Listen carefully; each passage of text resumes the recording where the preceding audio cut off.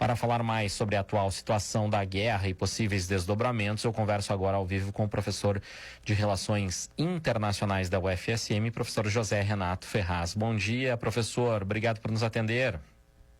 Eu que agradeço. Bom dia, Rogério. Bom dia, ouvintes. É sempre um privilégio estar aqui com vocês.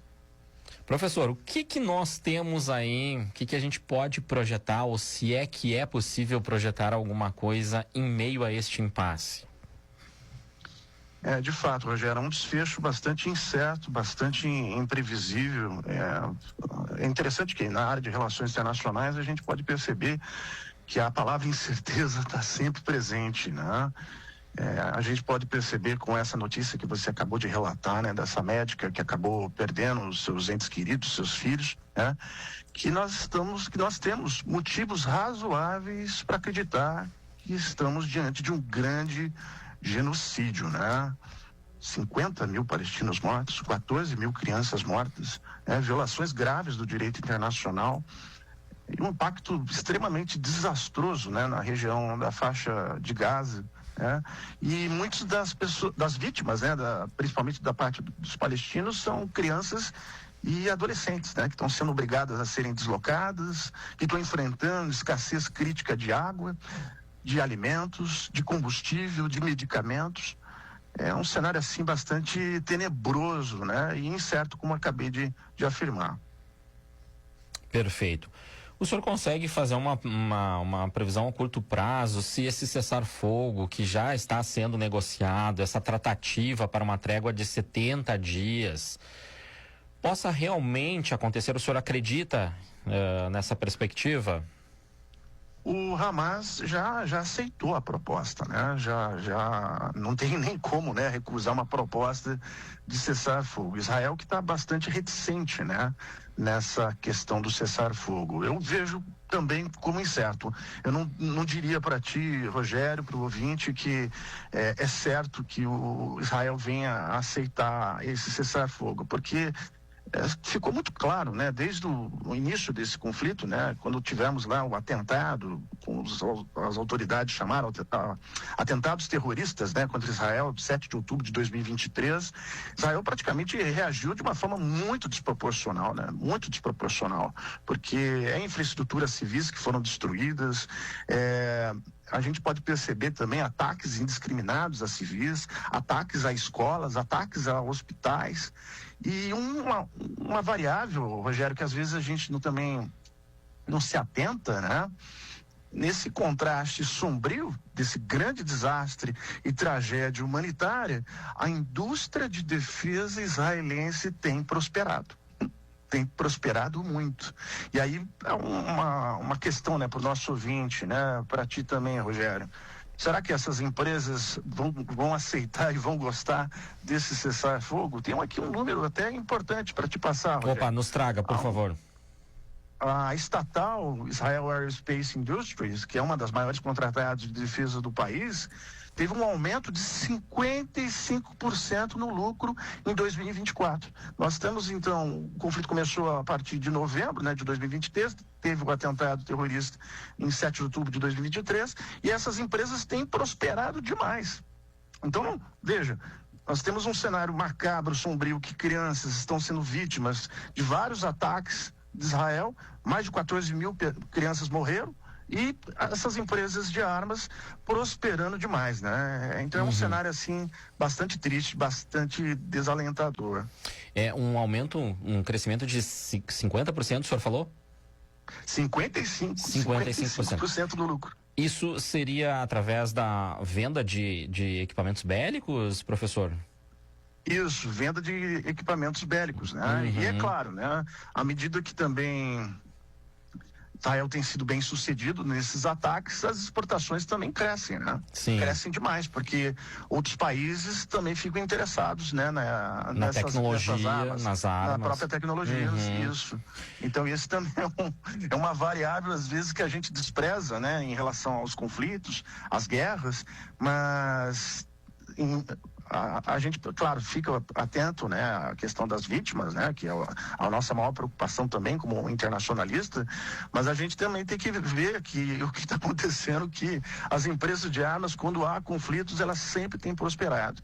E até um aspecto eu tenho que chamar a atenção, Rogério, tanto na guerra entre Rússia e Ucrânia, que também ainda um desfecho também muito imprevisível, e esse conflito, as empresas de armas são as que têm mais prosperado nesses últimos anos, desde o período pós-pandêmico, né? Então, tem muita gente muita gente perde nos conflitos, né? Claro. Mas também tem empresas também que faturam demais. E talvez aí realmente não haja um interesse para que pelo menos se cesse fogo, se coloque em prática esse cessar-fogo neste instante, enquanto as empresas estão em ascensão. Sim, é por isso que eu também coloco muito em dúvida, né? Se Israel de fato aceitaria algo nesse sentido. Temos que lembrar também que Benjamin Netanyahu, Bibi Netanyahu, é o primeiro-ministro de Israel mais longevo, e ele já foi 6 vezes, né? 6 vezes primeiro-ministro, né? E ele tem uma boa, se não para dizer, ótima relação, né, com essas empresas de armas, né? Até 3 grandes empresas israelenses de armas são as que têm faturado muito nesses últimos anos, e esse conflito que iniciou em 2023, nós estamos agora em 2025, temos que lembrar também, Rogério, se me permitir, por favor, a própria frase do presidente norte-americano Trump, né, aquela frase que ele disse em fevereiro, né, que os Estados Unidos junto com Israel tomariam então, né, conta, né, da faixa de Gaza, nivelariam o território, reconstruíam o território e dariam então quantidades ilimitadas tanto de emprego e moradias para pessoas da área, né? Então veja, vive naquela região 1,7 milhão de pessoas. E praticamente o que a gente tem percebido, né? A tentativa, a necessidade de Israel de afastar essas pessoas, de deslocar essas pessoas dessa região. É um genocídio, de fato. Não existe palavra mais adequada, mais correta para dizer o que está acontecendo, infelizmente, nessa região. Agora, como, se é que existe uma maneira, professor, de se colocar fim a este conflito, as principais potências econômicas poderiam de alguma forma interferir, entrar nessa jogada para que a gente tivesse um desfecho para essa situação, claro, não levando em consideração os Estados Unidos, porque tem esse interesse, como o senhor acabou de colocar. Sim, há uma reação europeia, vislumbra-se, né, sanções potenciais contra Israel. O líder francês já sinalizou algo nesse sentido. É interessante também lembrar que o Brasil tem liderado um grupo de trabalho para a criação do Estado da Palestina. O Brasil entende, o governo brasileiro entende que a criação do Estado da Palestina seria algo que poderia atenuar esse conflito, porque a ideia do governo brasileiro, que sustenta essa ideia de paz, né, é de que uma paz duradoura na região seria só alcançada com a existência, né, de 2 estados, o Estado da Palestina e o Estado de Israel, né? E nesse sentido, Rogério, fronteiras internacionalmente reconhecidas, seguras e economicamente viáveis, né? E é muito interessante lembrar a questão histórica, né?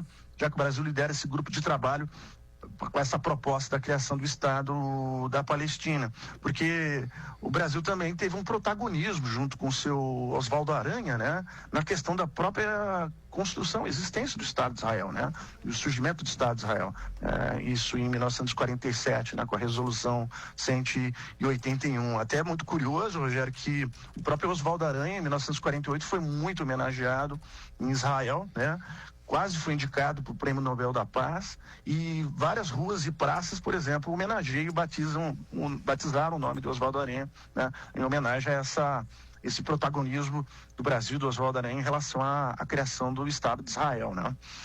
Bom, enfim, eu acho que não há alternativa. As potências europeias, a própria China, a Rússia, devem fazer algo nesse sentido, né? De talvez conduzir para esse processo mesmo da criação do Estado da Palestina. E, de fato, caso não acontecer algo nesse sentido, sanções, né? Sanções que é uma das alternativas que talvez é a melhor contra Israel, né? Em relação a todos esses ataques indiscriminados, né? Principalmente à população civil e principalmente em relação a crianças, né? Crianças morrendo, isso é uma coisa, assim, extremamente terrível. Lamentável. Professor, a gente quer agradecer a tua participação aqui no Bom Dia Cidade. Nós vamos seguir acompanhando o assunto e voltaremos a falar sobre esta situação. Obrigado, Rogério. Um grande abraço para você, para todos aí e também para os ouvintes. Valeu. Obrigado. Um abraço, professor José Renato Ferraz, ele que também é nosso ex-participante aqui do Sala de Debate, sempre atento aí às relações internacionais. Professor da Universidade Federal de Santa Maria.